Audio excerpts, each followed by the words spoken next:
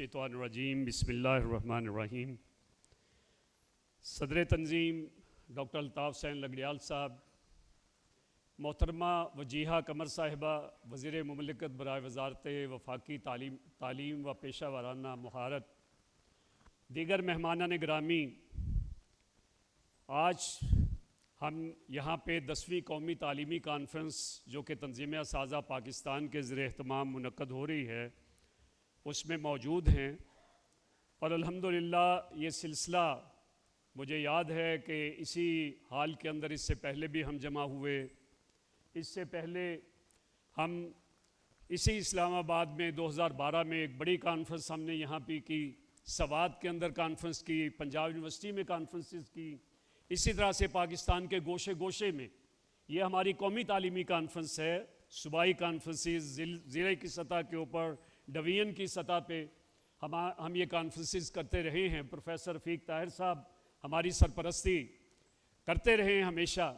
आज मुझे कहने लगे मोहतरमा वजीहा कमर साहबा के पास वक्त कम है, उनके अपने ख़ानदान के अंदर एक शादी है, उन्हें जल्दी जाना है। तो मैंने कहा मैं तो अपनी बात सुनाऊँगा और मोहतरमा से गुजारिश करूँगा कि मुझे थोड़ी देर, इसलिए कि हम यहाँ पे जमा किस लिए हुए हैं और हमारा यानी एक तरह से खुलासा क्या है इस पूरी कॉन्फ्रेंस का, उसमें से चंद एक बातें मैं आपके सामने पेश करना चाहूँगा ताकि एक मैसेज जो हम यहाँ पे देना चाह रहे हैं वो आपके सामने भी आए और यकीनन इसको आप पाकिस्तान के निज़ाम तालीम के हवाले से जो कुछ इक़दामात हो सकते हैं उसके अंदर समोने की कोशिश करें। और हमारा हमेशा से ये तरीका रहा है कि हम हुकूमती ज़ोमा को बुलाते हैं या उन तक अपनी बात पहुँचाते हैं ताकि ये बात जो है वो आगे तक पहुँचे और हमारे निज़ाम तालीम की बेहतरी के लिए हम कुछ कर सकें। हमारा बुनियादी मौजू जो इस वक्त चल रहा था वो अहयाए तहज़ीब इस्लामी है। इस हवाले से चंद एक गुज़ारिशात पेश करूँगा और उसमें चंद एक मसाइल जो तालीम के शोबे से, और उसके बाद तंजीम साज़ा ने इसके लिए क्या काविशें की हैं और हुकूमत इसमें क्या बेहतरी जो है वो ला सकती है। चंद एक बातें मैं अर्ज़ करता हूँ। इस्लाम अल्लाह का आखिरी पैगाम, ये हयात बख्श भी है, हयात अफ़ज़ा भी है, ये दिल कुशा भी है और इंसान की ज़िंदगी के हर गोशे के लिए चश्म कुशा भी है। इस्लाम ने इंसान को ज़िंदगी गुजारने का सलीका दिया, दुनिया में इज़्ज़त से जीने और सर बुलंद रहने का तरीका बताया। इस दीन इस्लाम ने रूहानियत को जिला बख्शी, इंसान को अपने रब की पनाह हासिल करने और एक खुशनुमा और फ़रहत अंगेज़ खुशहाल ज़िंदगी गुजारने का सलीका भी बताया। लेकिन एक बात जो है इस्लाम ने हमें कभी नहीं सिखाई, ना कुरान में ना हदीस में। अंग्रेज़ों ने इसके ऊपर तहकीक की। 1870 में एक रिपोर्ट पेश हुई हुकूमत बरतानिया को कि ये मुसलमान निचले क्यों नहीं बैठते, 1857 ये क्यों करते हैं, ये क्यों उठते हैं। तो उन्होंने दीन इस्लाम का पूरा मुतालिया किया, कुरान हदीस का, लिटरेचर का। बिला आखिर ये नतीजा निकाला कि कुरान और हदीस में कहीं पे भी सरनगू होके रहने का कोई तरीका नहीं बताया गया। पूरे इस्लामी लिटरेचर के अंदर बशमूल कुरान और हदीस हर जगह पे यह है कि तुमने बुलंद होके कैसे रहना है, सरनगू होने का कहीं भी कोई तस्करा नहीं है। ज़्यादा से ज़्यादा ये है कि अगर जीना बिल्कुल ही महाल हो जाए, अलम तकुन अर्दुल्लाह वासिया, कि अल्लाह की ज़मीन के वसी नहीं है कि उसके अंदर तुम चले जाओ, इससे कम जो है वो कोई दर्जा है ही नहीं दीन इस्लाम के अंदर। तो गोया जो मकसद है वो लितकूना कलिमतुल्लाह ही अल उलिया, ताकि अल्लाह का कलमा बुलंद हो। यह है बुनियादी तौर पे वो जो मैसेज हमें दिया गया। और इस्लाम ने हमें एक तहज़ीब दी, एक तमद्दुन दिया, ख़ानदानी निज़ाम दिया, समाजी निज़ाम दिया, और यही इस्लामी तहज़ीब है। जब तक मोमिन अपने रब के साथ मजबूत अहद पे कायम रहे तो ये बनाओ की क़ुव्वतें गालिब रहीं, तो मोमिन आगे बढ़ते रहे। और मोमिन के आगे बढ़ने और फतूहात हासिल करने का ये सिलसिला कि सिर्फ चंद साल के अंदर 22 लाख मुरब्बा मील का इलाका, और उसके बाद फिर 3 बर्रे आज़मों के ऊपर मुसलमानों की जो है वो हुकूमत, और चूँकि मुसलमान गालिब थे, मुसलमानों की तहज़ीब भी गालिब थी।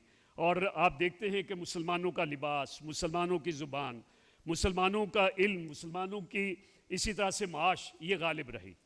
हर कोई चाहता था कि मुसलमानों का लिबास पहने, चाहे वो मगरिब में था या मशरिक़ में था। मुसलमानों की ज़ुबान सीखना चाहते थे, मुसलमानों की माश में अपना हिस्सा हासिल करना चाहते थे। ये था वो गलबा जो इस्लामी तहज़ीब ने हासिल किया, और उसके साथ लोगों ने इस्लाम की तरफ जो है वो मुराजत की। لیکن پھر کیا ہوا کہ آہستہ آہستہ مسلمانوں کے اندر جمود پیدا ہوا اور دوسری قوتیں مسلمانوں کے اوپر غالب آنی شروع ہوئی اور مسلمان مغلوب ہو کر ان کے دستے نگر ہوتے چلے گئے. یہ وہ کیفیت تھی کہ جس کا نتیجہ ہم نے یہ دیکھا کہ میں یہ 2 سال پہلے ترکی گیا، بلکہ پچھلے سال گیا، تو وہاں میں نے ایک نوجوان سے پوچھا جو ہمارا گائیڈ تھا کہ تم نماز پڑھتے ہو؟ جمعے کا وقت تھا. کہہ رہا my mother was offering prayer, my mother was offering and my father was fasting but I am not. میں نے کہا کیوں بھائی، ایسا کیوں ہے؟ کہہ رہا بس آئی ہیو مینی ڈاؤٹس. اب یہ ہے مغربی تہذیب، کو ڈاؤٹس پیدا کرتی ہے اور دین سے دور لے جاتی ہے، نماز سے بھی دور، اللہ سے بھی دور. اور یہی کیفیت جو ہے وہ میں نے دیکھی ابھی جو میں ترکی گیا، وہاں پہ ایک شہر کے اندر مسجد کے اندر فجر کی نماز پڑھنے گیا ہوں. دیکھا مولوی صاحب بیٹھے ہوئے ہیں، اسپیکر رکھا ہوا ہے، ساتھ ٹیپ ریکارڈر پڑا ہوا ہے، اور ٹیپ ریکارڈر کے اوپر جو ہے وہ اذان جو ہے انہوں نے لگا دی اور خود پاس بیٹھے ہوئے ہیں، پینٹ شرٹ پہنی ہوئی ہے، اور اس کے بعد انہوں نے اوپر چوگا پہنا اور اس کے بعد جو ہے اسپیکر آن کیا اور تلاوت شروع کر دی. نماز پڑھائی، نماز پڑھا کے چوگا اتارا، اسپیکر بند کیا اور کہنے لگی تالا لگانا ہے مسجد کو. بس یہ ہے اسلام جو باقی رہ گیا. یہ میں ترکی کی بات کر رہا ہوں، اس ترکی جو کہ 3 بر اعظموں کے جنہوں نے حکومت کی، لیکن جب دوسری تہذیب کا غلبہ ہوا تو یہ نتیجہ نکلا کہ اذان بھی دینی ہمارے مولوی صاحب کے لیے جو ہے وہ مشکل ہو گئی. یہ وہ کیفیت ہے. اور اس میں آپ دیکھیں کہ اسلامی تعلیمات کے عہد نو کے تقاضوں کے مطابق اور اس اسلوب میں پیش کرنے کی ضرورت تھی کہ جس کے نتیجے میں ہم دنیا میں ابھرتے ہوئے چیلنجز کا مقابلہ کر سکتے. اور اس پہلو کے حوالے سے جو ضرورت تھی کہ ہم ان اپنی کاوشوں کو مہمیز دیتے اور روحانی، سماجی، معاشی، سیاسی پہلوؤں کے اوپر ہماری یہ کاوشیں محیط ہوتی. اور اس حوالے سے میں یہ کہتا ہوں کہ ایک مختلف ادوار ہماری زندگی کے اندر آئے ہیں، خاص طور پہ ہماری ہسٹری کے حوالے سے ہم دیکھیں.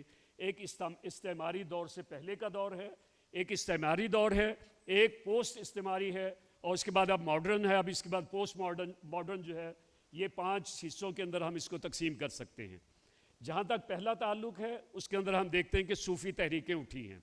ان صوفی تحریکوں نے زاویے بنائے، خانقاہیں بنائیں، نوجوانوں کو دین کی طرف راغب کرنا شروع کیا. یہ ایک جد و جہد تھی کہ نوجوانوں کو جو ہے واپس لایا جائے اپنی تہذیب کی طرف. اس میں وہ کتنے کامیاب ہوئے اپنی جگہ پہ اس کے اوپر ریسرچ ہو سکتی ہے. جب دوسرا دور آیا جو استعمار کا دور تھا، جس کے اندر جو ہے غلبہ پوری طرح سے مغربی تہذیب نے اس انداز میں اختیار کیا کہ ہمارے بر صغیر کے اندر جو اس وقت کے برطانوی معیشت ہے اس سے زیادہ جی ڈی پی اس بر صغیر یہ جی ڈی پی دیا کرتا تھا. جو گراس ڈومیسٹک پروڈکٹ جو ہے وہ برطانیہ سے زیادہ تھی اس بر صغیر کے اندر، اور تقریباً 100% خواندگی تھی، 100% خواندہ تھے لوگ. لیکن کیا ہوا کہ ایک فیصلے کے نتیجے میں سارے کے سارے وہ ان پڑھ قرار پائے، اور اس کے بعد 0 ریٹ آف لٹریسی جو ہے اس بر صغیر کے اندر مسلمانوں کے اندر جو ہے وہ قائم ہو گیا. اس لیے کہ عربی ختم ہوئی، فارسی ختم ہوئی، ہمیں اپنے اسلاف کی زبانوں سے جو ہے الگ کیا گیا. نتیجہ کیا نکلا کہ ہم دور ہوتے چلے گئے. لیکن اس پوری کیفیت کے اندر ہم دیکھ رہے ہیں کہ شاہ ولی اللہ دہلوی رحمۃ اللہ علیہ اور ان کے خانوادے نے جو چشم کشا کام کیا ہے وہ اپنی جگہ بہت بڑی وہ کاوش ہے. دلی میں، لکھنؤ میں، اور اسی طرح سے دیگر صاحبان فکر نے جو کام کیا. اور اس کے بعد ہم دیکھتے ہیں کہ جدید دور آتا ہے استعمار کے. میں بات کو مختصر کرتے ہوئے بات کر رہا ہوں کہ سید ابو الاعلیٰ مودودی رحمۃ اللہ علیہ، علامہ اقبال رحمۃ اللہ علیہ اور ان کی کاوشیں، اور حسن البنا شہید رحمۃ اللہ علیہ کی مصر، اور اسی طرح سے دنیا کے مختلف خطوں کے اندر یہ ساری جو کاوشیں تھیں وہ احیاء تہذیب اسلامی کے لیے مسلمانوں نے اس کے حوالے سے جو ہے وہ کاوشیں کی. اور یہ ظاہر ہے کہ یہ کاوشیں اپنی جگہ پہ ایک طرف پورا استعمار ہے، اس کی پوری قوتیں ہیں. اور آج کے دور میں جیسے کل بات ہو رہی تھی کہ نئی سے نئی یہ ٹیکنالوجی اور اے آئی کے آنے کے بعد جس طرح سے ہمیں چیلنجز درپیش ہیں، یہ اپنی جگہ جو ہے بہت بڑا وہ چیلنج ہے جو دیکھنے کی چیز ہے. اور میں بھی بات کر رہا تھا کہ شاید اگلا زمانہ آنے والا ہے کہ جس کے اندر استاد بھی اے آئی کے اوپر ہوگا، ڈاکٹر بھی اے آئی سے ملے گا، اور اسی طرح سے انجینئر بھی اے آئی سے ملے گا. اور یہ انسانوں کی اہمیت ختم ہوتی چلی جائے گی. ہمیں اس کے بارے میں سوچنا ہے، اس کے لیے جد و جہد کرنی ہے، کوشش کرنی ہے کہ اس اے آئی کے دور کے اندر اور اس سے آگے بڑھ کے جو اگلے ادوار آنے والے ہیں جس کا ابھی ڈاکٹر نور محمد صاحب بھی تذکرہ کر رہے تھے، اور اس سے پہلے خالد رحمان صاحب نے بھی تذکرہ کیا کہ آگے کیا کچھ ہونے جا رہا ہے، ہمیں اس کا ادراک ہونا چاہیے، آج ہمیں اس کی سوچ ہونی چاہیے۔ میرا اپنا بیٹا سافٹ ویئر میں کام کر رہا ہے، میں نے اس سے کہا کہ یہ سافٹ ویئر کا وقت گزرنے والا ہے، ہم تمہیں جو ہے متبادل کے اوپر جو ہے آنا چاہیے، اس لیے کہ سافٹ ویئر بہت لمبا عرصہ نہیں چلے گا، اور یہ جو ہم بنا رہے ہیں مختلف چیزیں یہ بہت لمبا عرصے نہیں چلے گی، سارے کام اے آئی کرتی چلے جائے گی۔ بہرحال اس پوری کیفیت کے اندر میں جو بات کہنا چاہ رہا ہوں کہ تنظیم اساتذہ پاکستان نے اس حوالے سے جو کاوشیں کی ہیں وہ قابل قدر ہیں۔ 1969 سے لے کے اپنی کانفرنسز کے ذریعے، اس کے علاوہ افکار معلم کی صورت کے اندر، مضامین کی صورت میں، اور 40 سے زیادہ جو کتابیں سید سلیم رحمۃ اللہ علیہ نے لکھی، اور 120 سے زیادہ تعلیم کے شعبے کے حوالے سے اور اسلامی نظام تعلیم کے حوالے سے جو کتابیں تنظیم اساتذہ نے جن کو پروڈیوس کیا، ہیرا اسکول سسٹم کے ذریعے جو ہے وہ نظام تعلیم دینے کی کوشش کی، جس کے ذریعے ہم بچوں کی دینی تناظر کے اندر اور پاکستان نظریہ پاکستان کے تناظر کے اندر جو ہے تعلیم و تربیت کر سکیں، اور بہبود اساتذہ کی صورت میں اساتذہ کے خدمت کرنے کے حوالے سے ان کے حقوق اور ان کے جو ذمہ داریاں ہیں ان کا تحفظ کرنے کے لیے تنظیم اساتذہ کی کاوشیں ہیں، اور یہ اپنی جگہ ایک بڑا روشن اور بہت ہی فکر انگیز وہ کام ہے جو کہ تنظیم اساتذہ نے سر انجام دیا ہے۔